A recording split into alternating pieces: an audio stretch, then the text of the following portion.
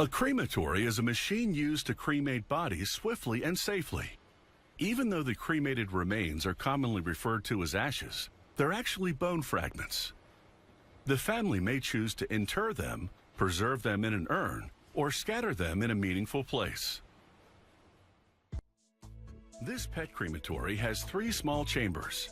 The human version has a single chamber, large enough to accommodate a casket. Inside, flames from a gas burner engulf the deceased. The burning body releases fluids and gases, which flow to a secondary chamber in the back, where another burner incinerates them. The crematory's frame is made of ultra-strong tubular steel, because the structure must withstand expansion and contraction. As the chamber heats up to more than 1800 degrees Fahrenheit during cremation, then cools down afterward. Once workers have cut steel tubing to the lengths required, they place the pieces in a jig, which configures them correctly for assembly. After ensuring the tubes are flush, workers clamp them to the jig to prevent them from shifting out of position.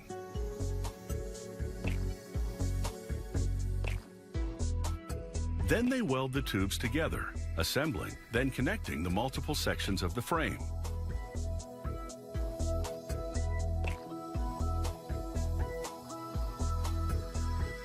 Next, thick sheets of steel for the crematory's floor and walls.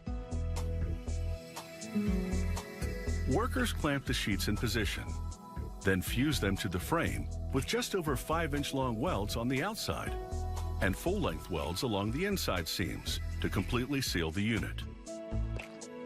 They weld steel air lines for oxygenating the fire in the chambers. Now, workers begin insulating the chambers to shield the steel structure from the intense heat.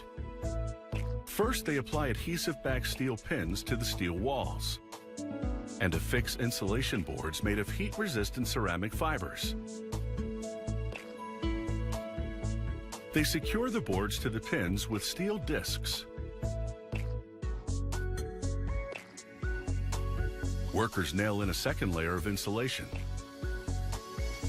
These stiffer boards are made of a higher concentration of ceramic fibers, making them even more heat-resistant than the first layer.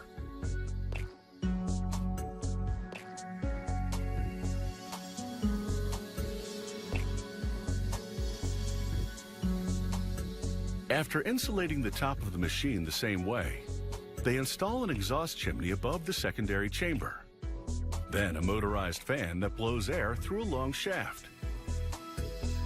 The shaft functions as an air supply highway, with exit pipes going to the air lines and to the gas burners in the chambers. Workers apply 2 coats of high-temperature paint to the machine's steel exterior. And then it's time to line the chambers with a third and final layer of insulation. This insulation material is refractory brick. The term refractory means heat-resistant. The bricks are made of a ceramic material called alumina silica and can withstand temperatures as high as 2,900 degrees Fahrenheit.